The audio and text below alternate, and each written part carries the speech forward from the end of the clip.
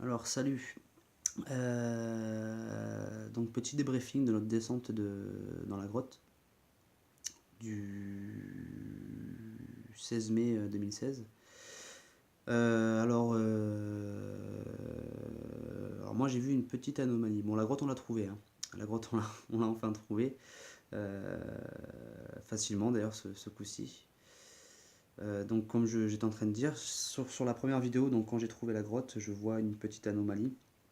Quand je suis en train de me filmer tout ça, quand je replace ma caméra et que je me mets ensuite à faire un plan des alentours, on voit un truc passer au milieu de l'écran. Donc ça peut être un insecte, je sais pas, essayez de regarder, laissez vos avis. Donc le ressenti de la grotte, très glissant, très très glissant, j'ai failli me péter la gueule plusieurs fois. Très humide, très glissant, un peu de gadou. Nous on aime bien la gadoue, hein, chaque fois qu'on y va on se tape la gadoue. On doit être des petits cochons, je sais pas.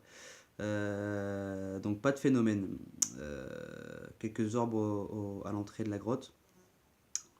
Ça peut être de la poussière ou l'humidité, vu qu'il y a pas mal de gouttes qui tombent, tout ça. Après, non, donc pas d'anomalie vidéo en bas au fin fond de la grotte, là au cul-de-sac, rien du tout. Euh, alors à un moment j'ai cru entendre une voix, je suis en train d'enregistrer, vous pouvez le voir sur la vidéo. Euh, alors c'est peut-être moi qui ai une hallucination vu qu'on est dans la grotte et que ça résonne et qu'il y a pas mal de gouttes qui tombent. Des fois on entend quelques petits rochers qui glissent. Est-ce qu'ils glissent naturellement ou est-ce que c'est quelque chose qui projette ces pierres? Je sais pas. Faudrait qu'on voie sur le moment si ça tombe du plafond ou je sais pas du tout. Donc dans cette grotte là, vidéo, photo, audio, rien à signaler, pas de preuves, pas d'anomalie. La seule anomalie qu'on a pu avoir, c'est sur le capteur d'REM.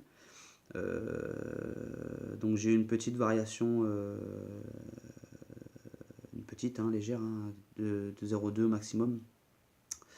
Donc on était quand même sous terre. Donc les câbles, la ligne de tension et tout, à mon avis, on capte pas trop les ondes. Peut-être qu'on capte, je sais pas, moi je suis pas un spécialiste. Faut que je me renseigne. Donc 0, 0, 0, 1, 0, 2, et ça redescend petit à petit. Ça peut être les résidus de la pierre, peut-être, je crois que c'est du calcaire. Je sais pas, faut que je me renseigne aussi sur ce sujet. Il n'y avait pas de fer, il n'y a pas de quoi que ce soit quoi, pour faire cette variation. Surtout qu'elle est arrivée, je l'ai captée et après je l'avais plus quoi. Est-ce que c'était une entité qui est passée devant ou je sais pas. Est-ce que c'est ce qui est-ce que c'est la chose qui fait ces bruits ou ces phénomènes aux alentours de la grotte, je sais pas. Donc on va se faire un petit positionnement aux alentours de la grotte et se faire une petite enquête un peu plus solide, hein. Là c'était juste notre première visite, hein. On a filmé et tout ça machin, on connaissait pas les lieux. Donc voilà, on va essayer de se faire un petit positionnement aux alentours de la grotte. Si une soirée on est plusieurs, si on est une douzaine, ça serait bien pour pouvoir avoir 4 points différents, 4 points de vue différents. Donc après, donc de la grotte, on est parti au village des idoles numéro 1. Enfin, on n'est pas allé exactement au village des idoles numéro 1, on est allé un peu avant. On a pris le chemin au parking, là sur la gauche. Et on s'est arrêté un peu avant le village dans une doline assez cachée, avec un bon point de vue quand même. Alors, pas d'anomalie pour la soirée, pas de phénomène lumineux, aérien, de proximité, rien du tout.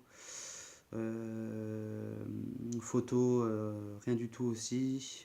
Vidéo, rien du tout aussi. Ça sert à rien que je vous poste les vidéos où il n'y a rien, parce que des fois je filme pendant 1h30, 2 heures et nada. Nada, donc je vais pas vous prendre 2 heures de votre temps pour regarder un truc, enfin notre soirée quoi. Des fois je le ferai, mais quand c'est des courts moments ou quoi.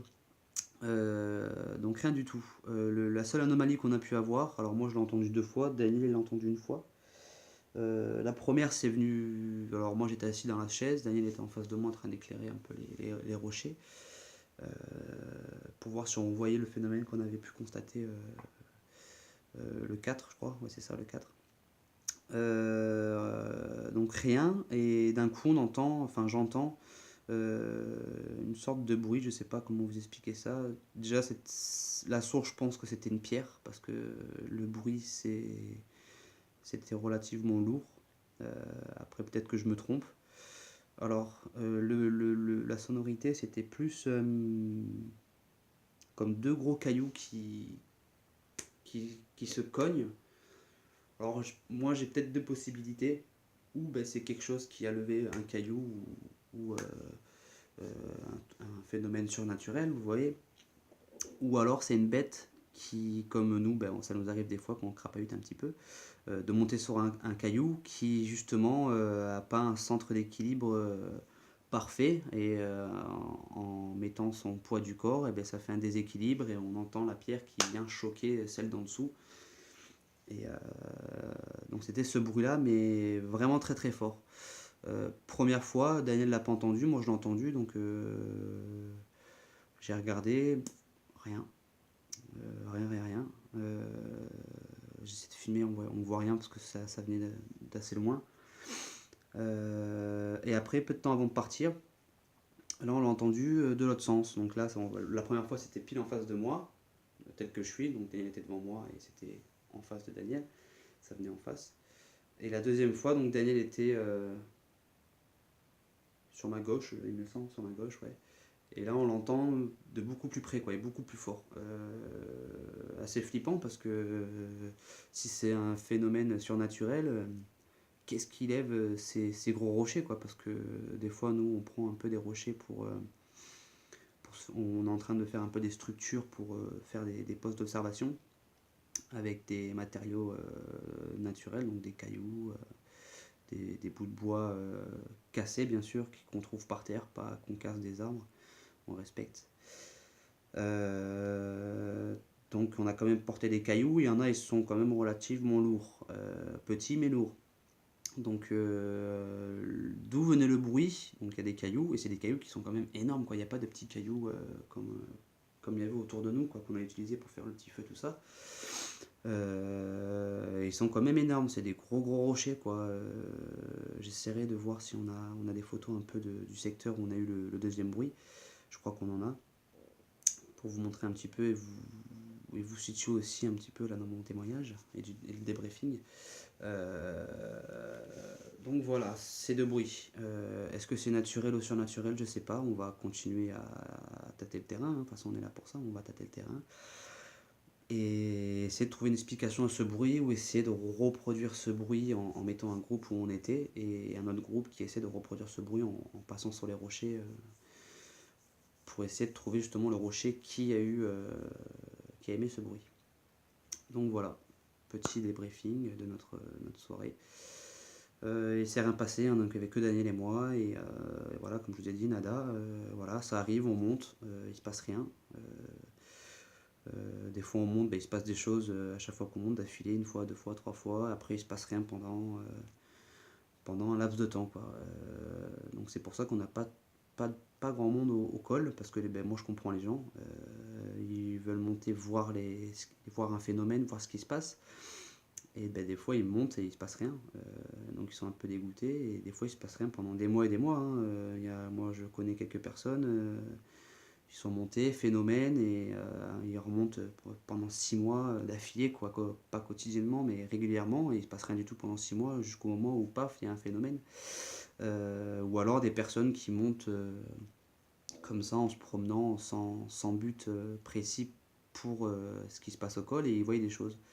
Et ils montent ou alors des gens qui montent pour voir une seule fois, enfin qui montent pour voir ce qui se passe, et là eux ils voient quelque chose, et souvent ils voient des choses et qui leur donnent pas envie de remonter, quoi. Et voilà, donc voilà, on s'efforce de monter assez souvent pour choper le moment qu'on attend tous, quoi. Le moment qu'on attend tous. Donc voilà, je vous dis à la prochaine enquête. On est en train de finaliser le programme, en espérant avoir un peu plus de monde, hein, qui monte avec nous. Là ça serait cool. Peut-être qu'il y a des personnes qui attirent les phénomènes, je sais pas, faut essayer, hein. On fait du public, on fait du privé.